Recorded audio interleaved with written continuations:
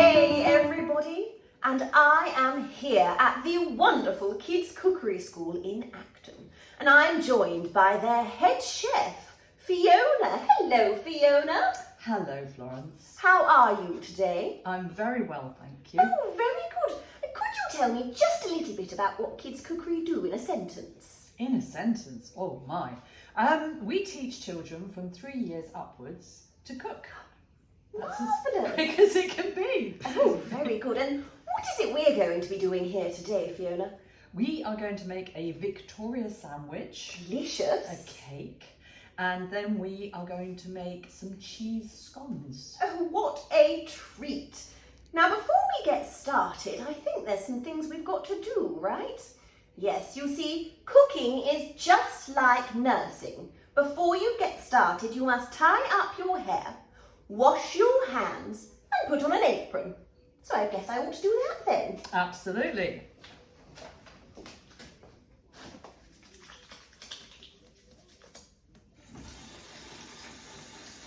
Don't forget to wash your thumbs, very important.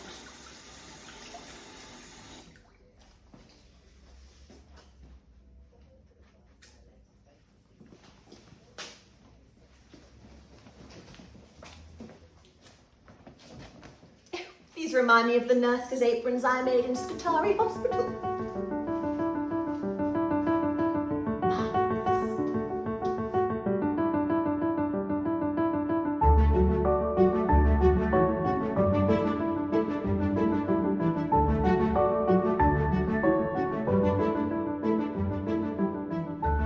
Well, we're back in the kitchen. I've washed my hands and we are going to make the most delightful treat. We are going to make a Victoria sponge. Goodness me, do you know Queen Victoria? Not personally, no. Oh, well, you see, I know Queen Victoria. She even gave me my very own medal for my work. Oh, well, highly commended. Well done. Thank you. So I think this is the perfect cake to do in memory of our lovely Queen Victoria, don't you? I do. I think it will be great fun. So what do we need to make a Victoria sponge cake? Okay, Florence, a great question. So we need butter, all right? And I've left this butter out at room temperature, so I've taken it out of the fridge. The what? The fridge. Pardon? Fridge. I'm afraid I don't know what you're talking about. Do Oh. you mean the larder? No, I mean a fridge. Somewhere where we store things that are nice and cold. Oh, goodness me, it's like winter frost in there. It is. A It is. magical machine. So we're going to take our soft butter and we're going to put it into our mixing bowl. Now, what is that bowl made out of? That's the strangest material. It is. It's made out of plastic and it's very handy and it's very easy to wash up. And if you drop it on the floor, will it break? No, it should bounce. That's so marvellous. You see, my bowls back in the Victorian times were made of china or ceramic, and if you dropped them, well, that was the end of your bowl. Yeah, big smash. Goodness. Okay, so then I'm going to add some caster sugar and we're going to do something called creaming, which basically means we're going to cream the butter and the margarine together with a wooden spoon. Yes, that's a lovely wooden spoon you've got there. Because you know, my father used to love to whittle wooden spoons in his spare time. Ah, right. Well, this wooden spoon is just very handy for creaming the butter and the sugar together. And that's all you have to do. And nowadays we also have machines that will do that for you. Machines? Are they steam powered? No, they're electricity. Electricity? Goodness, that sounds a very useful thing indeed. It does help on The arm muscles, Yes. yes. I suppose you get one strong arm and one not so strong arm from this, yes. probably. Okay, so there we go. That's all done. So then you need to take 4 eggs, all right? And you're going to crack these eggs into a separate bowl. So I'll just give them a little bash there, like that. And have you got your own chickens? No, I don't have my own chickens. How do you get your eggs then? I just pop out to the shops. Oh, I see, the marketplace, yes, of course. Yes, or now what we have as a supermarket. A supermarket? supermarket. That sounds frightful.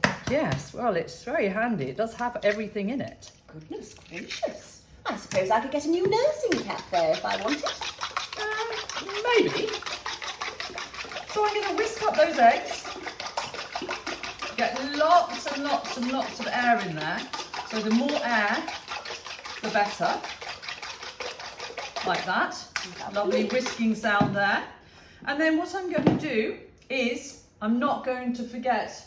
Baking powder. You've got baking powder. Oh, you lucky things. It's a lovely new thing, this baking powder. Yes, I think it was made in 1847. And it gives things such a magic rise. It's really spectacular. Yeah, and very, very useful. Okay, so what I'm going to do is I'm going to sieve half my flour. And the reason I'm sifting is I want to put air into the cake. I'm going to pour in half of my egg. Now it's really important that you do the flour and the egg together, otherwise the mixture tends to curdle. Oh, it's just like a science experiment, I see. It is a bit, yes, and you don't want it to curdle. No. You want it to mix nicely together. So I'm back here with my strong arm. And you could use your machine for that too, couldn't you? I think my machine might make it a little bit better than myself, but I'm going to do it by hand. Yes, so if you want to do something right, do it yourself. That's what I say. Absolutely. Absolutely. And that flour there, well, that flour's very white. Yes, this is just a plain flour, but of course we've got the baking powder, so that helps us to make sure that the cake will rise. So I'm just going to pop in the rest of the egg, like that. I'm going to mix that well together. Now, nowadays we have something called vanilla essence. Oh, vanilla, yes, you have to go all the way and find a lovely sailor that's been off abroad to get vanilla. Yes, and it's very expensive. Yes, marvellously expensive, but it is delicious. Yes, and some of the things you bought here, you could also flavour in your cake. Oh, well, no, these aren't for eating, these are medicines. Oh. Yes, you see, I would use this if someone had a cut. I'd use it as an antiseptic. What do you use cinnamon in? Ah, well, we tend to use cinnamon in cooking. Oh, lovely. It does smell rather nice, doesn't it? And particularly around Christmas time, we use it a lot. In cakes, yeah, in lots and lots of different baking. Well, what about ginger? You see, ginger is still used today for sort of tummy upsets if you're feeling a little bit queasy. What would you use ginger for in the kitchen? Well, again, we use ginger in all sorts of dishes and Chinese dishes. You can bake with it. Would you put it ginger biscuits? In curry? You see, I love Indian cuisine. It's my favourite. I don't see why not. Oh, lovely. Oh, very good indeed. Now, Fiona, this is rather embarrassing, but it seems you've forgotten to put something in your sponge. There's no salt. Ah, yes. We don't really use salt anymore. In the old days, I think you used to use salt a lot to keep things so that they were preserved for longer. Yes, you keep your meat fresh, you rub it with salt, and it's delicious. Yes, but we've learned over the years that salt's not really very good for our health. Oh. So we've cut down on Yes, salt. we mustn't have too much of anything that's bad for our health. Absolutely. So there you have it. It looks There lovely. is your Victoria sponge. And so what I've done here is prepared a couple of tins, and all I've done is put some butter in the bottom there and put a little bit of sugar. And all I'm going to do now is divide the mixture into the tins and pop them in to bake. Lovely. Yeah. And where will they be baking? Will they be baking over in a fire or in a hearth? No, they'll be baking in a modern oven, and nowadays we have fan-assisted ovens. Goodness. I know, so they will bake very quickly and hopefully very evenly as well. Oh, just in time for afternoon tea. Hopefully just in time for afternoon tea, absolutely. So you want to divide the mixture between the two tins, and then all you want to do is you just want to take your spoon and just spread it out. It's lovely and smooth. You see, Back in my day, when I was younger, Victoria's sponge cake was really something for children because the grown-ups would eat fruit cake or things with nuts in and we didn't want the little ones to choke. So I guess this is the perfect kids' cookery school recipe, isn't it? Absolutely, it's a brilliant recipe. Not forgetting that nowadays we can also make these cakes in little cases so that they become little cupcakes. Oh, little bite-sized ones. Yes, absolutely. And it stops you eating too much as well. Yes, that's true. That's true. Very much so. So there you go. You're going to pop those into the oven and they're going to go off and cook. Very good. And then once they have cooked, I'm going to pop them on a tin like that. Pop them into the oven, and when they're cooked, we'll bring them out and we'll see how they look. Now, I'm not wearing a watch, so I'm afraid I can't tell you how long to put them in for. Ah, well, we have a very lovely little gadget which is called Big Time. Big time. And it's very useful. So let's put Big Time on for about 15 minutes and then we can have a look at the cakes and see if they're ready. I wish I had one of those for my nurse's breaks, then they wouldn't run over. Absolutely, totally. So I'm going to show you one that I have made earlier. So this is a cake that I've made earlier. This is a very clever tin. This is what we call a loose bottom tin. And basically you can push it up and there you have, Magic. yeah, your cake like that. That looks delicious. So how would you decorate these in the old days, do you think? Well, I would love to use fresh fruit, but unfortunately fruit doesn't really stay fresh for too long. So we would use a preserve or a jam. Strawberry or raspberry are my favourites. What would you use now? I think you're right. I think the traditional Victoria sponge would have a nice jam. This is a strawberry jam. You could add a little bit of cream. I know, which would have been in those days, I would have thought, very expensive. Yes, well, it's very difficult because we don't have one of these fridge machines. So the cream, unfortunately, would often curdle. Although we did put sugar in it to stop it curdling sometimes. So I'm just going to spread that jam all over the middle of the cake, like that, making sure that we go right the way to the edges. Also, it's quite nice to see the jam when you put the cake together so that everybody knows what is inside the cake. You don't want any surprises if you don't like jam. That's true, that's true. And you could use any kind of jam, I think. So then, I'm just going to pop the top on there. Beautiful. Give it a little bit of a wobble and a press. And then, I'm just going to finish it off with a little bit of icing sugar. Ah, you see, we call it confectioner's sugar. We use it to make sweeties back in my day.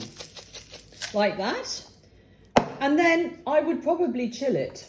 Yeah. Or I would put it into a tin, an airtight tin, and it will be ready to feed for the children. Yes. At tea time or whenever they wanted it. My goodness, what a delightful cake you've made. Well, thank you, Fiona. I'm very excited to make our next thing. Shall we get things ready? Absolutely. All right.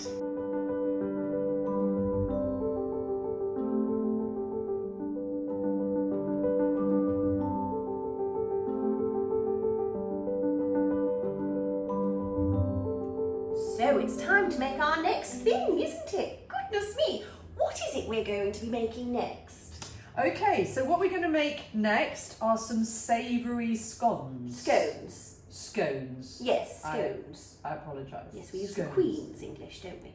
Yes. Yes, marvellous. Oh, delicious. And what makes them savoury? Okay, what makes them savoury is we're going to use some cheese. Oh, delicious. Now, sweet ones, you would use some sultanas or some raisins or some very currants. expensive, yes. Yes, yes. But we're going to make some savoury ones, so we're going to use some cheese. Okay, so what we're going to start off with is some butter. which we're going to put into our plastic bowl. Yes. Absolutely, like that. And this time we're actually going to use a fork, all right? And we're going to just sift our plain flour into the butter, like that. And you can see, look, there's some lumps there, so that's why you sift it. And I would think, you know, in the old days, you'd have to sift it quite well. More hygienic, yes. You don't know what it might have picked up between where it came from and where you've got it. Absolutely, absolutely. So then all I'm going to do is just use my fork and I'm going to mash the butter into the flour. It's important that the butter isn't too soft this time, whereas with our Victoria sponge, we wanted the soft butter, but for our scones, we actually want the butter to be quite hard. I see. So we give that a lovely mash, and then we're going to use some paprika, which is a strong, spicy pepper. Oh, delicious. I love spicy foods, and it's got a lovely colour too, hasn't it? It does. It has a beautiful colour, and that's going to add to the flavour as well. Plant? What sort of plant does paprika come from? It's a pepper. It's a pepper plant. So all that's happened is this one is quite a strong pepper, and it's been ground down and obviously put into a nice little jar like that. Marvellous. So it must have travelled far to get to England. It must have gone in a ship or something. Yes, definitely. Yes, it would have come from probably a hot country. And then I'm going to use a little bit of mustard. The mustard makes the cheese taste particularly delicious. Oh, well, you see, mustard here is a very, very useful medicine. You can use it in all sorts of things. You can even use it to treat scorpion bites if you've been stung by a scorpion. Oh, really? Yes. You can make special plasters for it to treat toothache and all sorts of lovely things. Ah, well, there you go. Not Wow. just delicious. Let's hope we don't meet a scorpion. Right. So we're going to use some baking powder. Oh, that marvellous ingredient back again. Yep, the magic of baking powder. And then we're going to pop in our strong cheddar cheese. Now, what have you done to that cheese to make it that shape? Ah, that's a good question. So we have had a block of cheese, and what we've done is we've grated it. So we put it over a grater and we've grated it and popped it in there like that. And then for this recipe, I'm going to just use 1 egg yolk.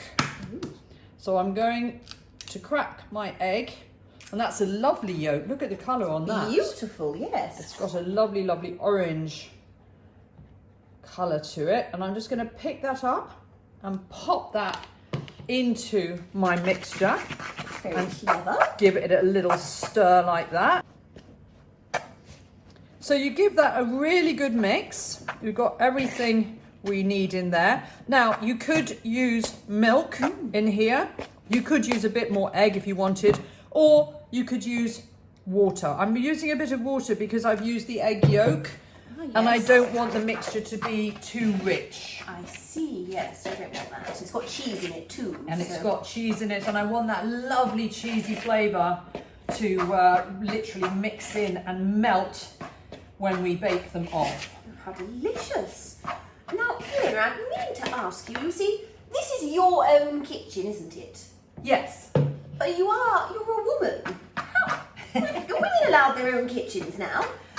Yes, there are many women who have their own kitchens, and there are many chefs as well who are ladies. Chefs in restaurants? Chefs in restaurants, yes. My goodness, you see, if you wanted to be a cook as a woman in my day, well, you had to work for a household. And you were at the mercy of your master of the house, really. They'd tell you to cook all sorts of boring things. So it's wonderful you get to be so creative and do all this amazing work. Yeah, it's great fun. It's hard work, but it's very, very enjoyable. It sounds much like nursing, really. So there you have your lovely dough. So that's your cheese sort of pastry dough, which is ready to make your scones. Scones, very good. Marvellous. Working hard at the scones. So you want to give that just a little knead not too much, remembering that our hands are warm, and because our hands are warm, the butter will start to melt. So then I'm just going to press that down. In the old days, you might have used a rolling pin. Yes, a wooden rolling pin goes very far in the kitchen. Absolutely. And I've got some lovely cutters. Now, this cutter is made of plastic, but I think in your day, that looks much more familiar. you would have a cutter that was made of metal. So I'm just going to press those out. What's important about this is to keep the scones, Yes, the same shape and size so that they cook evenly, which is very important. So I think I can get just one more, maybe two, out of that remaining pastry. And could you add other things into your savoury scone? Could you put any herbs or things in if you wanted to? Yes, I think that would be actually very delicious. I was thinking maybe cheese and chives. Oh, delightful. Yes, that sounds fantastic. You could have any kind of herbs that were growing in the garden. And where do you keep your scones when they're finished cooking, if you've got spares left? You could keep them in an airtight tin. Yes. Yes, or again, we could go back to putting them in the fridge. In the fridge? Oh, I must get one of these fridge machines. They sound wonderful. So we're going to pop those onto a baking tray, and then we are going to just put a little bit of glaze. So we're going to paint them. I'm going to paint them with a pastry brush. Oh, my sister was a bit of a painter, my sister Parthenope. She loved to draw. With a little bit of the beaten egg that we've had left over. And then we're going to pop those into a lovely hot oven, a fan-assisted oven, which is going to cook them in about 15 to 20 minutes. That's so speedy. Very quick, yes. And in they go. Well, I can't wait to try all of these tasty treats that we've made today, Fiona. Goodness, I've had such a wonderful time in your kitchens. I am really pleased. It's been a great pleasure to have you here. So thank you for coming. Thank you for having me.